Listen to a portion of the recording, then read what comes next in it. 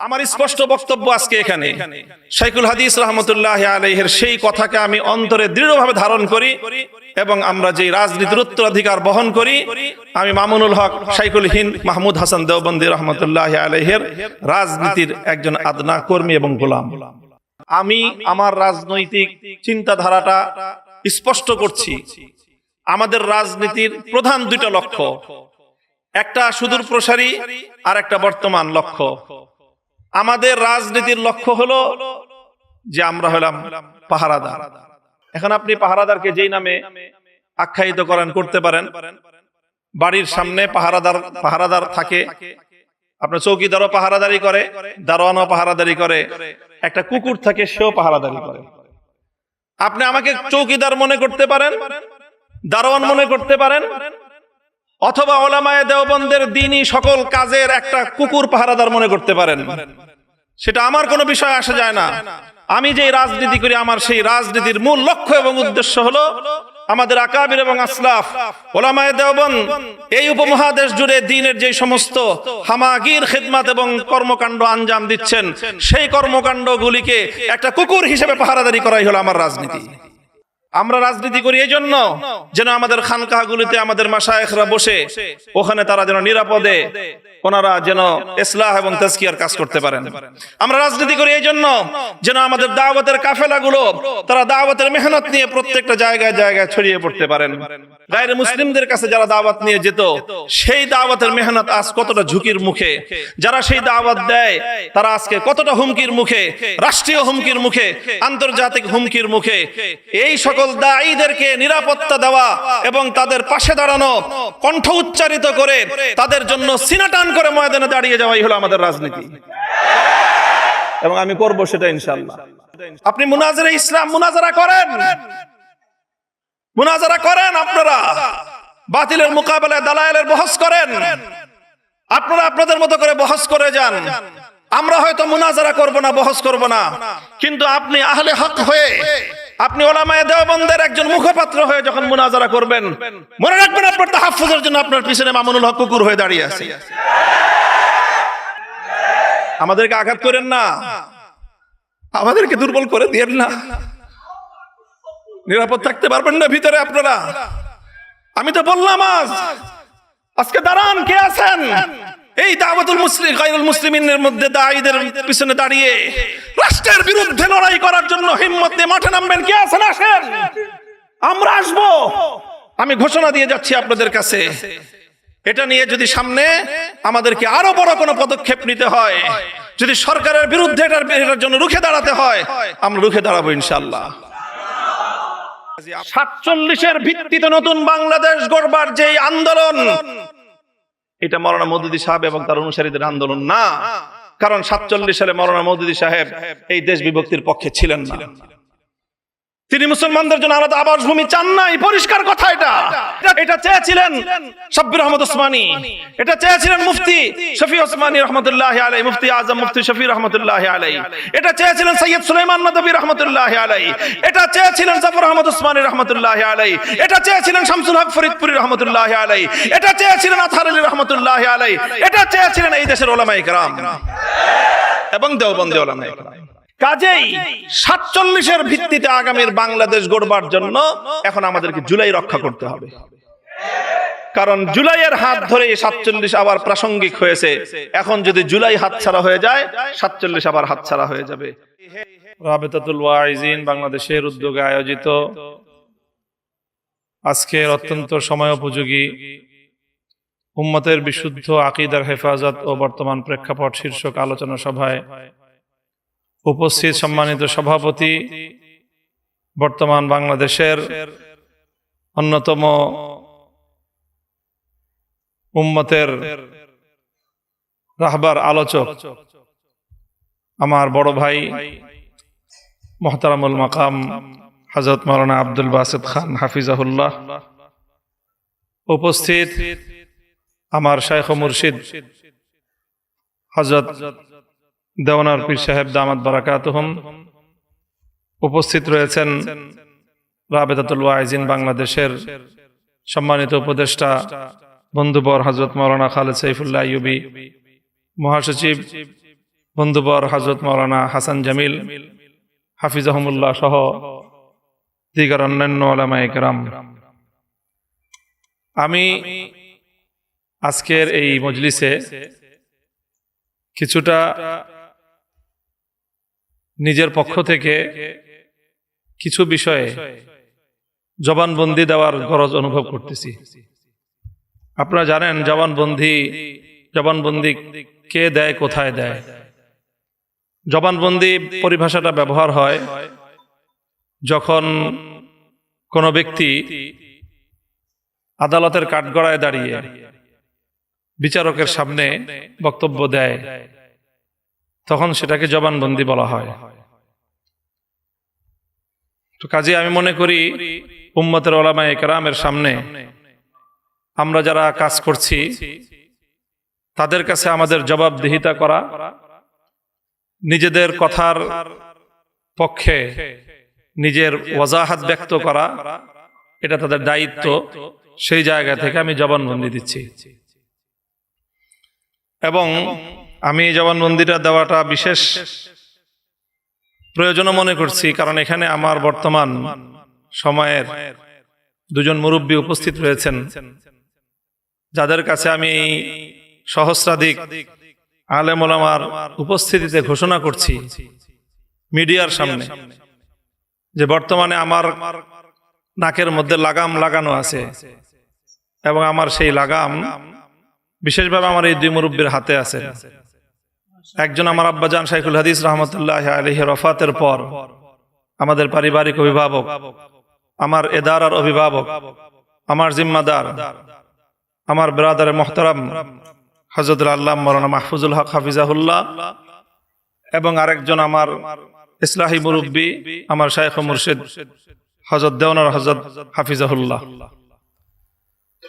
আমি অত্যন্ত আস্থা এবং আত্মবিশ্বাসের সাথে বলছি যে আমার এই দুই মুরব্বীর সাথে আমার দীর্ঘদিনের যেই পথ চলা এবং ওনাদের নির্দেশনা পালন করার যেই আত্মবিশ্বাস আমার আছে, সেই জায়গা থেকে আমি মনে করি যে ওনারা আমার দায়িত্ব গ্রহণ করতে ওনারা ইতস্তত বোধ করবেন না এবং ওনারা আমাকে ওনাদের ইতাআতকারী, ওনাদের আনুগত্যশীল একজন অনুগত ছোট ভাই এবং মুরিদ হিসাবে পাবেন, এই আত্মবিশ্বাস ওনাদের থাকার কথা।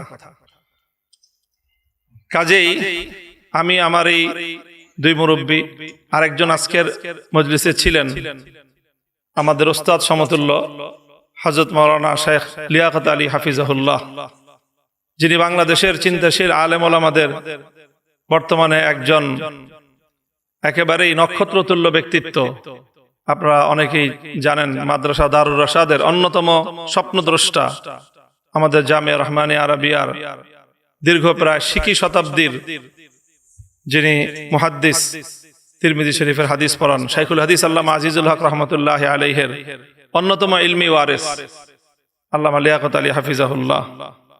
আমি প্রথমেই কথা বলে দিচ্ছি এবং আজকের এই বক্তব্যের মাধ্যমে গোটা জাতির কাছে আমার এই বক্তব্য, আমার যে কোনো কাজের ব্যাপারে, আমার যে কোনো কর্মের ব্যাপারে যে কেউ যদি মনে করেন যে এই ব্যাপারে কোনো অভিযোগ থাকতে পারে, আপত্তি থাকতে পারে, আর যদি আমার ব্যাপারে আস্থা না হয় যে আমি হয়তো আপনাদের অভিযোগ আপত্তি আমলে নিব না, আমার এই তিন মুরব্বীকে বলেন। উপস্থিত দুই মুরব্বী আছেন, সাথে লিয়াকত আলী সাহেব হুজুরকে আমি যুক্ত করে দিলাম। আমার সাথে কথা বলতে হবে না, ওনারা তিনজন বসে যদি আমার ব্যাপারে যে কোনো ফয়সালা প্রদান করেন, আমি ওনাদের সেই আনুগত্য মেনে নিতে একচুল পরিমাণ কুণ্ঠিত হব না। আলহামদুলিল্লাহ। মুহতারাম হযরত উলামায়ে কেরাম, আজকে আকীদার হেফাজত বিষয় নিয়ে আলোচনা। তো আমি তো আলহামদুলিল্লাহ কওমি মাদ্রাসায় আগাগোড়া পড়াশোনা করেছি এবং কওমি মাদ্রাসায় পড়াশোনা করার পর থেকেই আমার আব্বাজান শাইখুল হাদিস রহমতুল্লাহ আলাইহি আমাকে নিজে হাতে ধরে নিয়ে সিরাজগঞ্জ উত্তরবঙ্গের দারুল উলুম বেতুয়া মাদ্রাসার আব্দুল বাসেদ খান সাহেব হুজুর এখন যে মাদ্রাসার মুহতামিম, ওই মাদ্রাসায় নিয়ে আমাকে টেবিলের এই পার থেকে ওই পারে বসায় দিয়ে আসছেন এবং বুখারী শরীফের তাদরিসের জিম্মা আমাকে অর্পণ করে সেই নিবৃত এক পল্লীতে রেখে এসেছেন। সেই থেকে আজ 1996 সাল থেকে 2026 চলতেছে, হিসাবে 32 বছর বুখারী শরীফ তাদরিসের খিদমতের সাথে আল্লাহ সম্পৃক্ত রেখেছেন।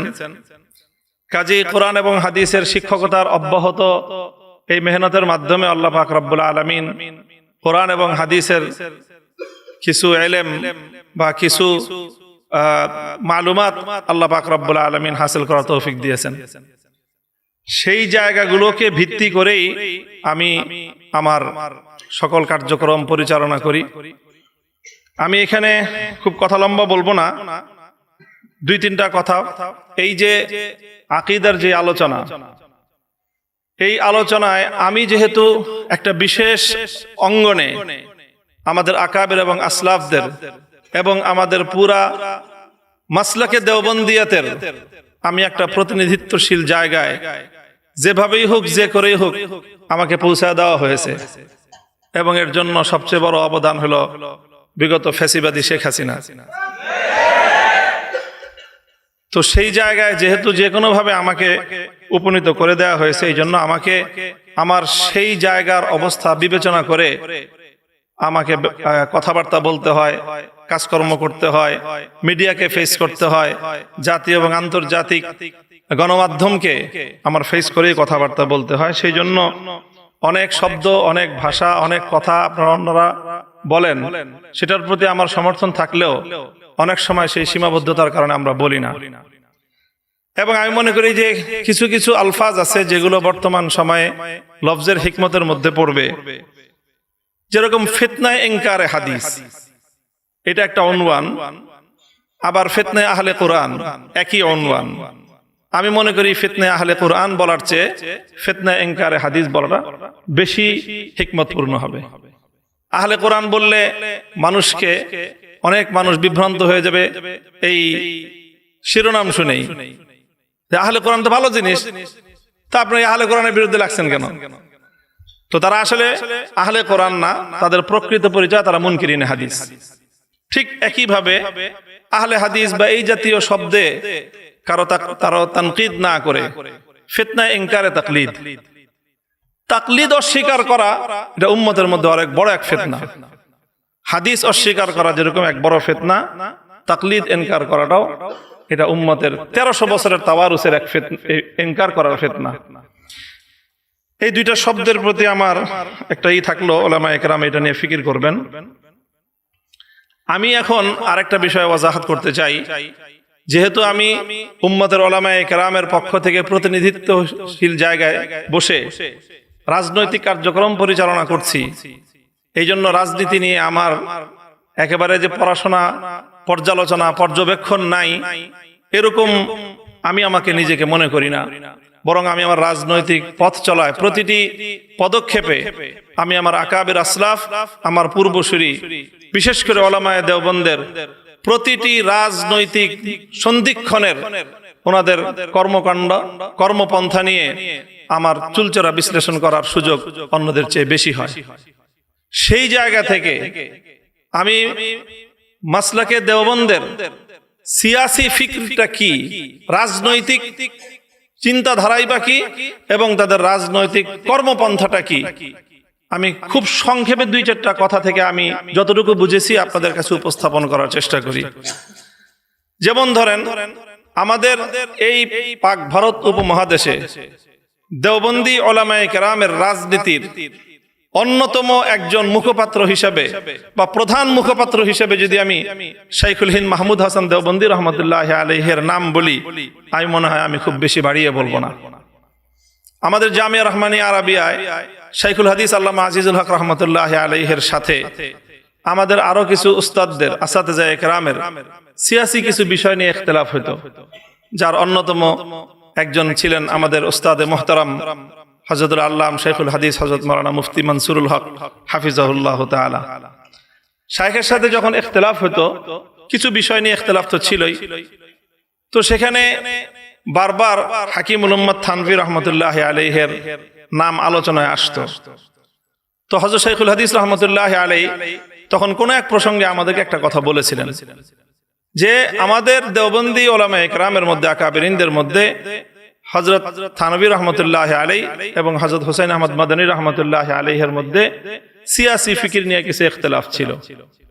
তো আমরা আমাদের এই দোনো আকাবিরকে সিয়াসতের ক্ষেত্রে ওনাদেরকে মুক্তাদা এবং ইমাম মেনে আমরা ওনাদের যে শায়েখ মাজমাউল বাহরাইন যেখান থেকে মাদানীও আসছে থানভীও আসছে, শাইখুল হিন্দ মাহমুদ হাসান দেওবন্দি রহমতুল্লাহ আলাইহির সিয়াসি ফিকিরকে আমরা ধারণ করি। আমার স্পষ্ট বক্তব্য আজকে এখানে, শাইখুল হাদিস রহমতুল্লাহ আলাইহির সেই কথাকে আমি অন্তরে দৃঢ়ভাবে ধারণ করি এবং আমরা যে রাজনীতির উত্তরাধিকার বহন করি, আমি মামুনুল হক শাইখুল হিন্দ মাহমুদ হাসান দেওবন্দি রহমতুল্লাহ আলাইহির রাজনীতির একজন আদনা কর্মী এবং গোলাম। এটা হলো আমার স্পষ্ট বক্তব্য। শাইখুল হিন্দ রহমতুল্লাহ আলাইহির রাজনীতির একটা অন্যতম দর্শন ছিল, ওনার একটা প্রসিদ্ধ মাকুলা আছে। আমরা জানি ইংরেজ বিরোধী আন্দোলনের প্রধান রূপকার ছিলেন শাইখুল হিন্দ রহমতুল্লাহ আলাইহি এই ভারতবর্ষে, যিনি তর্কে মুওয়ালাত অসহযোগ আন্দোলনের রূপরেখা দিয়েছিলেন, যিনি 4 বছর আন্দামান সেই কারাগারে বন্দী ছিলেন। শাইখুল হিন্দ রহমতুল্লাহ আলাইহি ইংরেজদেরকে খেদানোর জন্য এই ভারতবর্ষ জুড়ে জমিয়তুল আনসার গঠন করেছিলেন, বিশাল বিশাল আজিমুশান। তারপরে তিনি ছিলেন তাহরিকে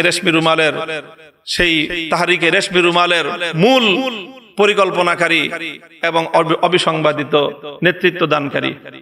শাইখুল হিন্দ রহমতুল্লাহ আলাইহি বলতেন যে ইংরেজদের বিরুদ্ধে যখন তিনি হিন্দুদের সঙ্গে ঐক্যবদ্ধ জোটবদ্ধ আন্দোলন শুরু করলেন, তো অনেকে শাইখুল হিন্দ রহমতুল্লাহ আলাইহির বিরুদ্ধে এটা নিয়ে কালাম করত, তানকিদ করতেন।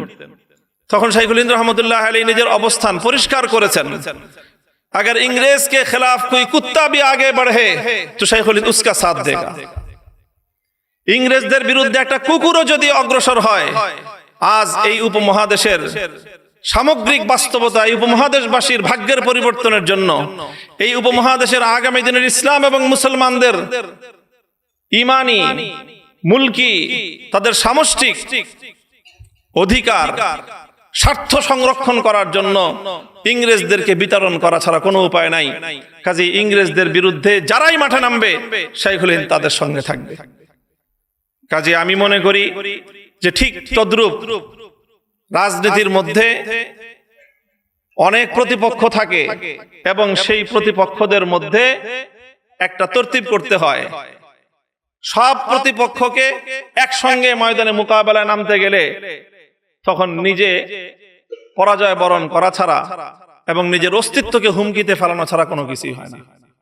সেই সময়ে যদি শাইখুল হিন্দ রহমতুল্লাহ আলাইহি এবং আমাদের আকাবেরিনগণ ইংরেজদের মোকাবেলায় যখন ওনারা হিন্দু মুসলিম ঐক্যবদ্ধ হয়ে লড়াই করেছেন, তখন যদি হিন্দুদের সঙ্গে নিজেদের ইখতিলাফাত গুলিকে ওনারা এটাকে যদি মাথাচাড়া দিয়ে উঠতে দিতেন, তাহলে এই উপমহাদেশ থেকে ইংরেজদেরকে বিতাড়িত করা সম্ভব হতো না। ঠিক একই জিনিস আমরা দেখি যখন আমাদের আকাবেরিনগণ পাকিস্তানে, মুত্তাহিদা পাকিস্তানে, ঐক্যবদ্ধ পাকিস্তান আমলে যখন কাদিয়ানীদেরকে অমুসলিম ঘোষণা করার এই আন্দোলন শুরু হলো, তখন আমাদের আকাবেরিনরা দেখেছিলেন, দেওবন্দি আকাবেররা, যদি এই আন্দোলনে আমাদেরকে সফলতা অর্জন করতে হয়, তাহলে আমাদেরকে আরো যেই সকল বিষয়ে, আকীদার বিষয়ে, মাসলাক বিষয়ে, নানা বিষয়ে অন্যদের সাথে যে সমস্ত ইখতিলাফাত আছে, সেই সব ইখতিলাফাত গুলিকে এখন এক মোহনায় নিয়ে আসতে হবে। আর না হলে আমরা এই কাদিয়ানীদের মোকাবেলায়, এই আন্দোলনে, রাজনৈতিক এই কর্মসূচিতে আমরা সাফল্য অর্জন করতে পারবো না। আমাদের আকাবির হযরত মাওলানা ইউসুফ বিন নুরি রহমতুল্লাহ আলাইহি, হযরত মুফতি মাহমুদ রহমতুল্লাহ আলাইহি সহ আমাদের আকাবিরিনগণ তখন শুধুমাত্র বেরেলভী আর মওদুদি নয়, বরং আমাদের অধিকাংশ বা প্রায় কোন কোন ক্ষেত্রে মুত্তাফাকা যাদের ব্যাপারে রায়, শিয়া তাকফিরের ব্যাপারে শিয়াদেরকে পর্যন্ত ঐক্যবদ্ধ করে ওনারা পাকিস্তানের অ্যাসেম্বলিতে ঐক্যবদ্ধ আন্দোলন, অ্যাসেম্বলির ভিতরে এবং বাইরে, রাজপথে এবং সংসদে একযোগে ঐক্যবদ্ধ একটা অবস্থান তৈরি করে পাকিস্তানে সেই ঐতিহাসিক কাদিয়ানীদেরকে অমুসলিম বিল তারা পাশ করেছেন। কাজে আমি মনে করি এগুলো আমাদের সামনে আমাদের আকাবেরিনদের সিয়াসি পলিসি, রাজনৈতিক কর্মপন্থা, রাজনৈতিক কর্মপদ্ধতি। আমরা রাজনীতিটা করি আসলে কি জন্য? আমি আমার রাজনৈতিক চিন্তাধারাটা স্পষ্ট করছি। আমাদের রাজনীতির প্রধান দুইটা লক্ষ্য, একটা সুদূর প্রসারী আর একটা বর্তমান লক্ষ্য। আমাদের রাজনীতির লক্ষ্য হলো যে আমরা হলাম পাহারাদার। আমরা পাহারাদার। এখন আপনি পাহারাদারকে যেই নামে আখ্যায়িত করেন করতে পারেন। বাড়ির সামনে পাহারাদার থাকে, আপনার চৌকিদারও পাহারাদারি করে, দারোয়ানও পাহারাদারি করে, একটা কুকুর থাকে সেও পাহারাদারি করে। আপনি আমাকে চৌকিদার মনে করতে পারেন, দারোয়ান মনে করতে পারেন, অথবা উলামায়ে দেওবন্দের দ্বীনি সকল কাজের একটা কুকুর পাহারাদার মনে করতে পারেন। সেটা আমার কোনো বিষয় আসে যায় না। আমি যে রাজনীতি করি, আমার সেই রাজনীতির মূল লক্ষ্য এবং উদ্দেশ্য হলো আমাদের আকাবির এবং আসলাফ উলামায়ে দেওবন্দ এই উপমহাদেশ জুড়ে দ্বীনের যে সমস্ত হামাগির খিদমত এবং কর্মকাণ্ড আঞ্জাম দিচ্ছেন, সেই কর্মকাণ্ডগুলিকে একটা কুকুর হিসেবে পাহারাদারি করাই হলো আমার রাজনীতি। পরিষ্কার আমার বক্তব্য এটা।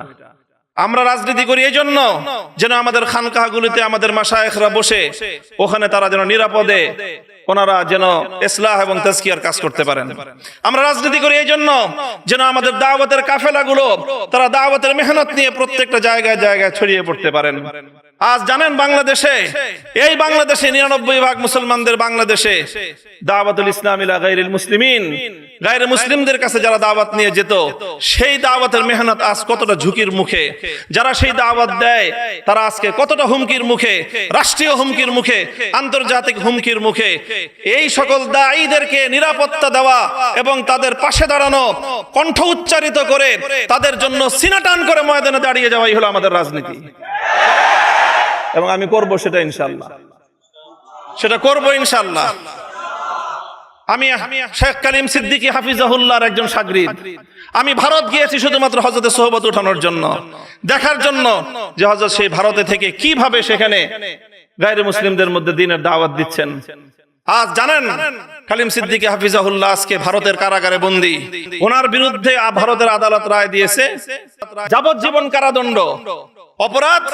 অপরাধ একটাই, উনি অমুসলিমদেরকে ইসলামের দাওয়াত দিয়েছেন। এই জন্য ওই দাওয়াতের সিলসিলা আজকে বাংলাদেশে যারা দাওয়াতের কাজ করেন, আজ তারা হুমকির মুখে বাংলাদেশে।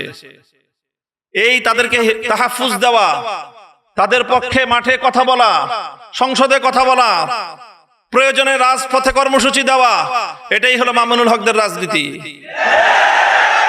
আমি হয়তো দাওয়াত নিয়ে যাব না, আমি হয়তো দাওয়াত নিয়ে সরাসরি নিজে যাব না, কিন্তু আমি বলবো আমার কালেমার দাওয়াত নিয়ে যারা যাবে পাহাড়ি অঞ্চলে, সেই গারো অঞ্চলে, সেই মুসলমানদের দুর্বলতার, মুসলমানদের দারিদ্র্যের সুযোগ নিয়ে যে খ্রিস্টান মিশনারিরা, যে সকল বিধর্মীরা, কাদিয়ানীরা মুসলমানদের ইসলামকে, ইমানকে খরিদ করে নিবে, ইমান হারা করবে, সেই সকল মুসলমানদেরকে বুঝিয়ে শুনিয়ে আবার ইসলামের পতাকার নিচে, ইসলামের শামিয়ানার নিচে ফিরিয়ে আনার জন্য যারা মেহনত করবে, দাওয়াত দিবে, তাদের সেই দাওয়াতকে তোমরা প্রতিহত করবা।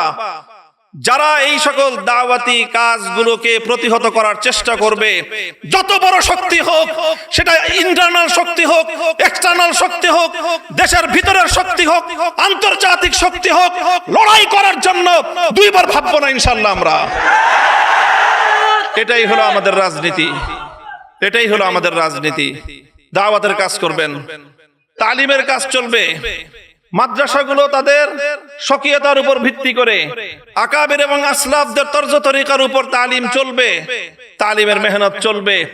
কেউ যদি এখানে এসে অবৈধ হস্তক্ষেপ করতে চায়, সেই কালো হাত ভেঙে গুড়িয়ে দেওয়ার জন্য তাদের মোকাবেলায় রাজপথে সিনাটান করিয়ে দেওয়া, সিনাটান করে দাঁড়িয়ে যাওয়া, এটাই হলো আমাদের রাজনীতি।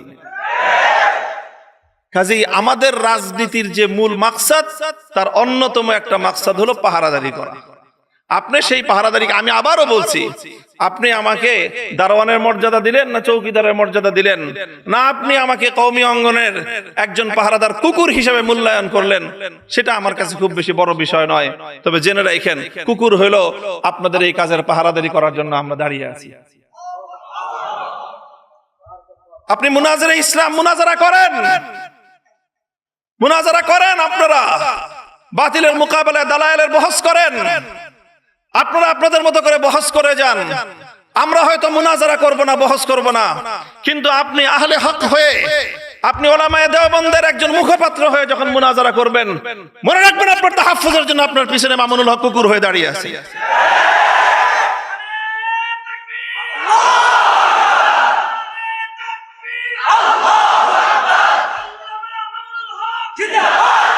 এটা হলো আমাদের রাজনীতি, এটা হলো আমাদের রাজনীতির খুব নিগুড় রহস্য, মৌলিক কথা।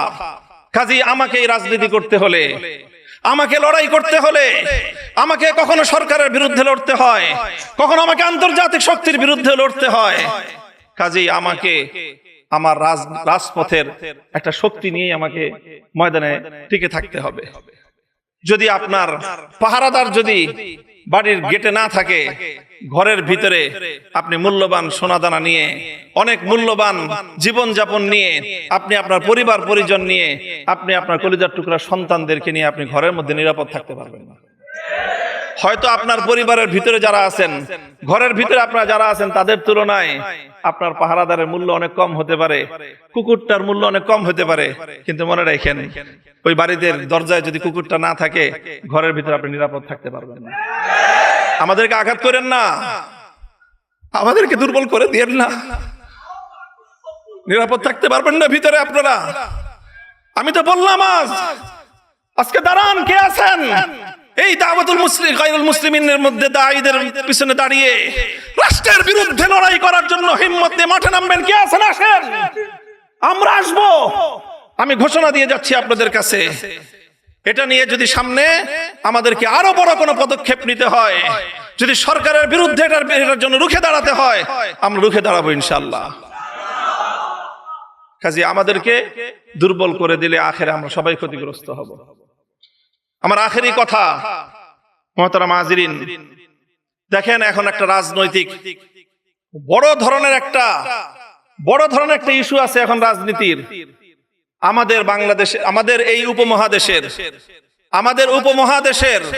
250 বছর 1753 সাল থেকে বা 1757 সাল থেকে আজ 2026 সাল, প্রায় 350 বছরের রাজনীতি। আমাদের আকাবের উলামায়ে কেরামের ত্যাগ, কোরবানি, নজরানা, জিহাদ, অনেক রক্ত, অনেক জীবন, এই অনেক কিছুর বিনিময়ে আমাদের বড়দের একটা বড় অর্জন ছিল, সেই অর্জন হলো 1947 সালে মুসলমানদের জন্য আলাদা ভূখণ্ড অর্জন। এমন একটা ভূখণ্ড, যে ভূখণ্ডে ইসলামী নিজাম হবে, নিজামে ইসলাম, শরীয়তে ইসলাম বাস্তবায়ন হবে। এই অঙ্গীকারের ভিত্তিতে 1947 সালে মুসলমানদের জন্য আলাদা একটা রাষ্ট্রের অভ্যুদয়, এটা হলো আমাদের 350 বছরের আমাদের পূর্বসূরি আকাবের উলামায়ে কেরামের রাজনৈতিক সর্ববৃহৎ অর্জন। এটা আমার পর্যবেক্ষণ, অন্য কেউ দ্বিমত করতে পারেন। সেই 47-এর বিষয় নিয়ে আমাদের মহান দুই আকাবিরের মধ্যে নজরিয়াতি ইখতিলাফ ছিল। হযরত মাদানী রহমতুল্লাহ আলাইহি তখন ভারতবর্ষ জুড়ে মুসলমানদের নিরাপত্তার স্বার্থে তিনি ওইভাবে দেশটার বিভক্তি চান নাই, এই কথা সব আমরা জানি। কিন্তু যখন দেশ বিভক্ত হয়ে গিয়েছে, তখন হযরত মাদানী রহমতুল্লাহ আলাইহির মাওকিফ এটাই ছিল যে ঝগড়াঝাটি করে 2 মসজিদ বানানো ঠিক না, কিন্তু যদি মসজিদ 2টা হয়ে যায়, তখন কি করবেন?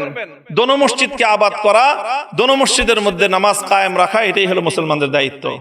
হযরত মাদানী রাহমাতুল্লাহর কথা এটাই ছিল 47-এর পরে। মুসলমানদের জন্য যখন আলাদা আবাসভূমি হয়ে গেছে, এখন সর্বশক্তি নিয়োগ করে ওই মুসলমানদের দেশে কিভাবে ইসলাম কায়েম করা যায়, কিভাবে নিজামে ইসলাম বাস্তবায়ন করা যায়, সেটাই থানভী রহমতুল্লাহ আলাইহির অনুসারীদেরও মেহনত, সেটা মাদানী রহমতুল্লাহর শাগরিদদের অভিন্ন মেহনত। 47-এর পরে আর কোনো ইখতিলাফ নাই। আমাদের এই অর্জন 47-এর, মুসলমানদের জন্য ইসলামের নামে আলাদা ভূখণ্ড হবে, সেই অর্জনকে 1972-এর ভারতে আধিপত্যবাদ দিয়ে সেটাকে গলা টিপে হত্যা করার চেষ্টা করা হয়েছিল বিগত 54 বছর পর্যন্ত। 1972 থেকে 2024 সাল পর্যন্ত 47-এর কথা কেউ বলতে পারতো না। 47 এটা একটা বাংলাদেশে নিষিদ্ধ বিষয় হয়ে দাঁড়িয়েছিল। এই 2024-এর বিপ্লবের পর সর্বপ্রথম যে আওয়াজ উচ্চারিত হলো, এটার জন্য আমি জুলাই যোদ্ধাদেরকে শ্রদ্ধা করি, ভালোবাসি, স্নেহ করি, মমতা করি, তাদের পক্ষ হয়ে আমি লড়াই করি। কারণ তারা সর্বপ্রথম এই আওয়াজ আবার নতুন করে বাংলাদেশের মাটিতে উত্থাপন করেছে। আগামী বাংলাদেশ হবে 47, 71 এবং 24-এর ভিত্তিতে। এখন আমাদের রাজনীতি, যারা নিজেদেরকে শাব্বির আহমদ ওসমানী রহমতুল্লাহ আলাইহির সন্তান মনে করো, যারা নিজেদেরকে জাফর আহমদ ওসমানী রহমতুল্লাহ আলাইহির সন্তান মনে করো, যারা ইতিহাস পড়ো যে তোমাদের 47 সালে স্বাধীনতার পতাকা ইংরেজদেরকে বিতাড়িত করে শাব্বির আহমদ ওসমানী উত্তোলন করেছিলেন, যারা শাব্বির আহমদ ওসমানী রহমতুল্লাহ আলাইহির ফাতহুল মুলহিম পড়ে ইলম অর্জন করো, যারা জাফর আহমদ ওসমানী রহমতুল্লাহ আলাইহির ইলাউস সুনান পড়ে গায়রে মুকাল্লিদিনদের বিরুদ্ধে বহস করো, তোমাদের জানা উচিত যে এই ওসমানী রাহিমাহুমাল্লাহর সেই আমানত, সেই ইসলাম এবং মুসলমানদের ভিত্তিতে আবার দেশ গড়ার নতুন দিনের মুয়াজ্জিনরা আযান দিচ্ছে, নতুন বেলাল আযান দিচ্ছে। এই আযানে যদি আমরা সাড়া দিতে না পারি, ইতিহাসের দায় থেকে আমরা মুক্ত হতে পারবো না। কাজেই 47-এর ভিত্তিতে নতুন বাংলাদেশ গড়বার যে আন্দোলন, এটা মাওলানা মওদুদী সাহেব এবং তার অনুসারীদের আন্দোলন না। কারণ 47 সালে মাওলানা মওদুদী সাহেব এই দেশ বিভক্তির পক্ষে ছিলেন না। তিনি মুসলমানদের জন্য আলাদা আবাসভূমি চান নাই, পরিষ্কার কথা। এটা চেয়েছিলেন শাব্বির আহমদ ওসমানী, এটা চেয়েছিলেন মুফতি শফি ওসমানী রহমতুল্লাহ আলাইহি, মুফতি আজম মুফতি শফি রহমতুল্লাহ আলাইহি, এটা চেয়েছিলেন সৈয়দ সুলাইমান নদভী রহমতুল্লাহ আলাইহি, এটা চেয়েছিলেন জাফর আহমদ ওসমানী রহমতুল্লাহ আলাইহি, এটা চেয়েছিলেন শামসুল হক ফরিদপুরি রহমতুল্লাহ আলাইহি, এটা চেয়েছিলেন আতহার আলী রহমতুল্লাহ আলাইহি, এটা চেয়েছিলেন এই দেশের উলামায়ে কেরাম এবং দেওবন্দি উলামায়ে কেরাম। কাজেই 47-এর ভিত্তিতে আগামীর বাংলাদেশ গড়বার জন্য এখন আমাদেরকে জুলাই রক্ষা করতে হবে। কারণ জুলাইয়ের হাত ধরে 47 আবার প্রাসঙ্গিক হয়েছে। এখন যদি জুলাই হাতছাড়া হয়ে যায়, 47 আবার হাতছাড়া হয়ে যাবে। কাজেই হে আমার কওমের সন্তানেরা, আমি তোমাদেরকে বলতে চাই, ডাক দিয়ে যাই, আমাদের পূর্বপুরুষরা, আর আমার একটু বেশি আবেগ এই জন্য, কারণ শাব্বির আহমদ ওসমানী, জাফর আহমদ ওসমানী তারা দুজন আমার সরাসরি দাদা উস্তাদ। শাইখুল হাদিস রহমতুল্লাহ আলাইহির বুখারীর দুইজন উস্তাদ, একজন জাফর আহমদ ওসমানী রহমতুল্লাহ আলাইহি, আরেকজন শাব্বির আহমদ ওসমানী রহমতুল্লাহ আলাইহি। এটাকে শুধু আমরা আমাদের রাজনৈতিক বিরাসত মনে করি না, এটা আমরা আমাদের দ্বীনি বিরাসত মনে করি, ইলমি বিরাসত মনে করি, দ্বীনি আমানত মনে করি। এই বাংলাদেশের মাটিতে আবার নতুন করে এইভাবে 47-এর চেতনার ভিত্তিতে দিল্লির গোলামীর জিঞ্জির ছিন্ন করে ইসলাম এবং মুসলিম জাতিসত্তার ভিত্তিতে নতুন দেশ গড়বার এই আওয়াজ যেটা উঠেছে, এই আওয়াজকে পূর্ণতা পর্যন্ত পৌঁছে দেওয়া, এটাই হলো আমাদের রাজনীতি। সত্যের মশালবাহী প্রিয় মনীষীদের পাপড়ি টিভি।